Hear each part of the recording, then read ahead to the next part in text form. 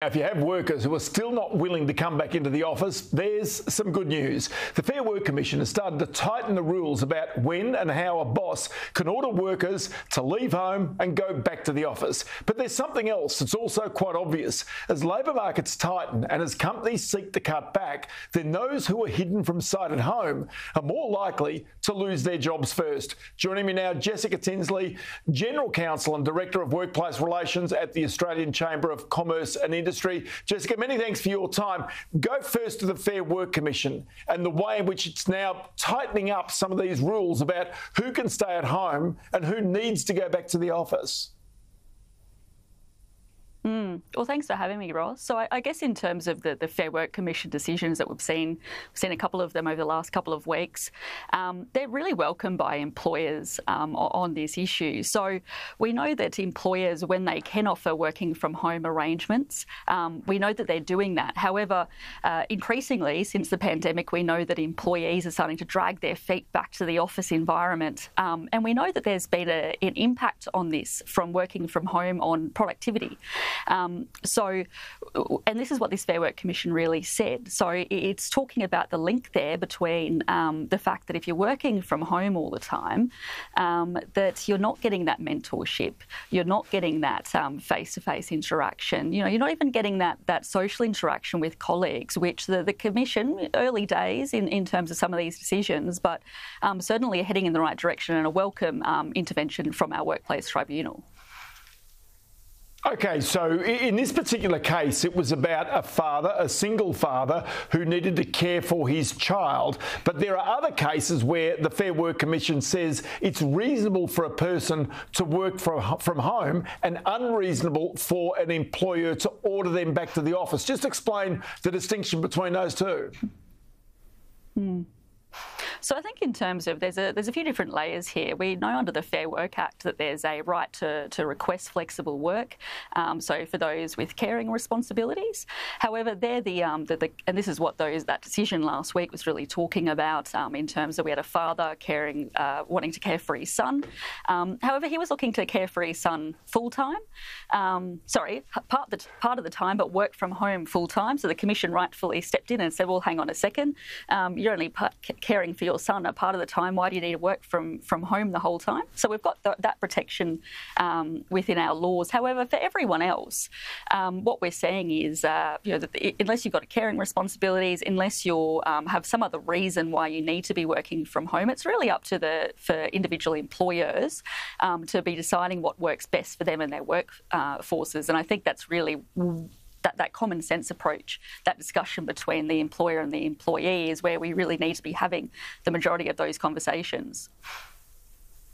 And what's quite obvious is that working from home has allowed flexibility in the workplace. And so long as it works for both parties, then it does provide the ultimate, in terms of being able to care for children or care for elderly parents, whatever it might be. But then on the other side of it, there is also a point at which an employer is within their rights to say to an employee, no, we actually need to see you around the place. We need to see you for certain functions that we require this job to be in the office.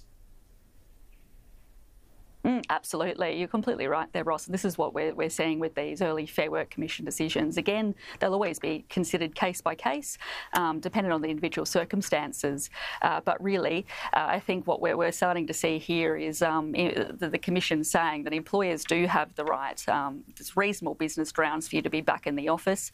We need you there, not just for your own mentorship, for your own training, but also for passing on that knowledge, that wisdom to more junior members of staff. We're really starting to see that link between workplace productivity and working in the office. So when employers are telling their employees to come back to the office after the pandemic, which has been, it was a while ago now that we're all working from home full time as a result, or for those of us that were lucky to be able to do that, employers aren't being mean. At the end of the day, there really is reasonable business grounds, links to productivity of why we need more people back in the office. Okay, so then take me to one other aspect of this, because I wonder whether this might end up before the Fair Work Commission as well, and that is we now see labour hire intentions starting to weaken, and we know, say, for example, the Reserve Bank, Treasury and many others see the Australian unemployment rate going from 3.7 perhaps out to 4.5%. That being the case, if employers are looking through their workforce and saying, well, OK, who is actually not necessarily around the place, who's not productive, some of those at home may very well be amongst those that are let go or retrenched. Is that going to lead to more cases before the Fair Work Commission, do you imagine? I think certainly. I think this is a tension that will continue to arise in workplaces, and that as we start to see more of those decisions, I can certainly see conflict in this way.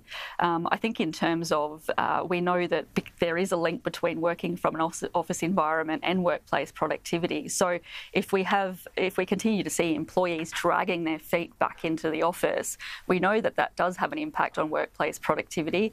And what do we know about businesses that are unproductive?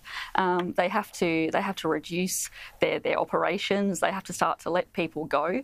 So I think you're entirely right there, Ross. This will be a growing issue.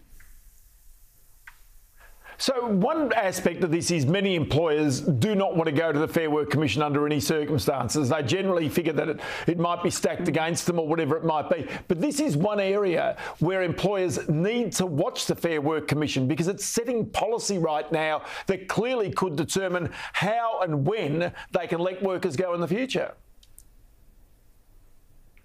So I think it's certainly right. Although in saying that, I think we do need to keep in mind that the Commission will consider these issues case by case, but there's certainly some trends, and early signs are that the Commission is recognising that you need to be in the office at least some of the time in most cases, so that certainly is welcome. I think another point that's worth noting there, Ross, is that the fact that the government introduced the ability for the Commission to arbitrate these matters as part of their reforms at the end of last year. So for a long time, we've had the right to request flexible work if you've, say, got caring responsibilities, etc. But it was the government changes last year that meant that an employee can ask to work full-time from home, regardless of how practical or how common sense that was. And under these new laws, we're seeing employees being able to drag their employer before the workplace tribunal in these really common sense circumstances. So I think the business community remains concerned that we are going to see more of these, and the costs that that's going to place on businesses, especially small businesses that really can't have their management decisions in consultation with their employees getting pushed off to the Fair Work Commission and decided by a third party. I'll tell you what, Jessica Tinsley, good to have you on. This is going to be contentious, there's no doubt, because you can see what's coming down the track already from the Australian Chamber of Commerce and Industry. Many thanks for your time today. Thanks for having me.